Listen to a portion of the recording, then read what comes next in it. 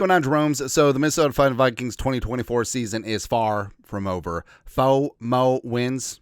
Hoist that Jerome Barty. And a major part of it is the Vikings' Hellfire defense. They're top 5 in points. They're top 5 in pressures and sacks. They're numero uno in turnovers. And a big reason is because of Brian friggin' Flores. Last 2 years, he's completely transformed this defense. But, of course, what happens is when you have success, teams that have head coaching openings come after your coordinators. And, of course, Flores, 3 years of head coaching experience with the Dolphins. He's going to be in high demand again. He's a true leader of men. He's a defensive wizard. And I think that he's learned a lot over the last couple of seasons here with the Vikings and Kevin O'Connell about relating to quarterbacks, which, I don't know, apparently Tua and Ryan Fitzpatrick, and maybe not so much during his Miami days, right? Now, selfishly, like I said, would not mind if Flores decides you know what, the Jets, the Bears, and now the Jaguars who've requested interviews with Flores, it's not the right spot. I'm going to come run it back and build the number one FU defense again. That's what I'm going to do, right? But if Flores does take one of the head coaching jobs, God bless him and his family. But the question is, what's going to happen with the Vikings at DC? Now, a lot of thoughts of go out and get Rob Salah. I don't think that's going to happen, right? Because I feel like his connection with Matt LaFleur is too tight that he wouldn't want to go up against him twice a year. So I think what's going to happen with Salah, if he doesn't get one of these other head coaching jobs, I think that he'll be a defensive consultant with the Packers. It's going to happen, right? But a name that makes too much sense, but people aren't going to be too happy about it, is Brandon Staley. All right, so Brandon Staley, former head coach of the Chargers, nailed it. Now, he was an absolutely bat-bleep terrible head coach. Even though he was 500, 24-24, he lost in the playoffs, blew that massive lead against the Jaguars back in the day.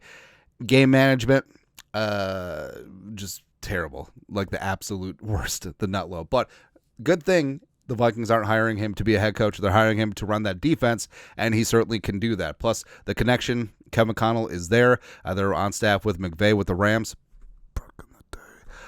Staley got the Chargers head coaching job in 2021, so he just missed out on the Super Bowl. Raheem Morris took over his defense, but in 2020, he was the coordinator of the Rams, number one defense in the National Football League. That propelled him across the street to take the Chargers job. And Staley and Kevin O'Connell go way back like chiropractic. So when they're both hired on McVay's staff, so been listening to the latest Mike Silver book, which is about the Shanahan coaching tree, and of course McVay is a big part of that, and O'Connell and Staley are branches of that tree. And during the Rona season 2020, new coaching hires, new city, they were just stuck together in the hotel, in the bubble. So they bonded, their families got close, their kids are similar ages, and that bond is tight. And you start to see there's a lot of cronyism in the NFL in coaching circles, but I mean, what else do you really respect? I mean, who do you trust the most? People that you work and grind with all the time, and then all of a sudden it's like, oh, hey, one of us got a big-time job. We're getting the band back together. That's what happens, man. So, that O'Connell and Staley connection is huge. Also, after Staley got the Chargers job in 2021, he wanted Kevin O'Connell to be his play-calling offensive coordinator. And then Sean McVay said, no. I need you here to be the Matt Stafford whisperer so we can go out and win a Super Bowl. And that's exactly what happened.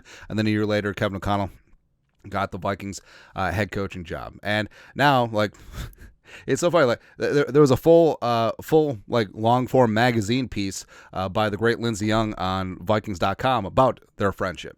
So this is just an easy hop, skip, and a jump. And for the Vikings, even if Flores leaves and say they don't give the job to Durante Jones or linebacker coach Mike Saravo, or maybe they go with Flores, I mean, there's still going to be talent on this defense, man. And there's lots of pending free agents out there, but you got Phillips on the D-line. You got Van Ginkel, Grenard, Diamond Dallas Turner is rising on up. You got Pace and Cashman and Metellus. Everyone else is a free agent. But they will certainly run back a number of these players. So there's a ton of talent here. And super aggressive, super aggro can get after it. And Staley, I mean, for all of his faults, Staley can do that. So why Brandon Staley? History with Kevin O'Connell. And like we said, the cronyism is certainly there. But it's beyond that. Who do you trust? Who do you know that you work well with? That's a major part of it. Because how many of these, whether it's head coach, coordinator relationships, just completely break down because they can't get along? Lots. Or head coach GM. We've seen that recently before, right? And What happens is that when they offered the job to Flores in 2023, I mean, if the Chargers had parted ways with Staley, like maybe Staley would have got that job 2 years ago. Or there was some scuttlebutt that after Staley was punted by the Chargers, that he would have been brought on staff here with the Vikings, except with Flores and also with Mike Pettin, who has head coaching and coordinator experience. There's a thought that there'd be too many cooks in the kitchen. That's why Staley decided to take the assistant head coaching job with the 49ers and Kyle Shanahan. Again, just coming back to that coaching tree and all that nepotism. But yeah. Now, Staley is a Vic Fangio disciple, was outside linebackers coach with the Bears for a number of seasons, prefers the 3-4 base alignment, so the Vikings won't have to have a roster overhaul yet again, since they're already 3 years into having an odd front roster on defense. Also, believes in pressure. Like, he doesn't believe in game management or proper usage of timeouts or manipulating the clock, but he believes in pressure. I can live with that. And also, it's kind of nice because he's not a hot head coaching candidate, where I feel like his time with the Chargers, like, yeah, even though he was 500, made the playoffs once, it was so bad that I don't think he's going to get another crack at a head coaching gig anytime soon.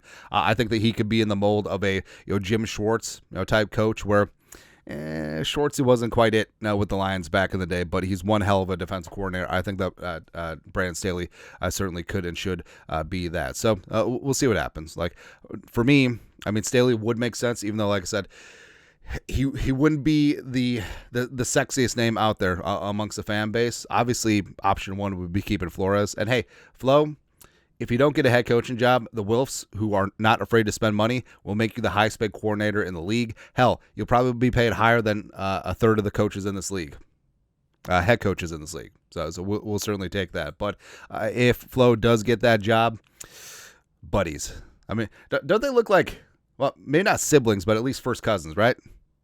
Just, hey, be aggro on offense, blitz the bejesus out everyone on defense, and we'll go from there. We got Vic Fangio light. Everyone wants that.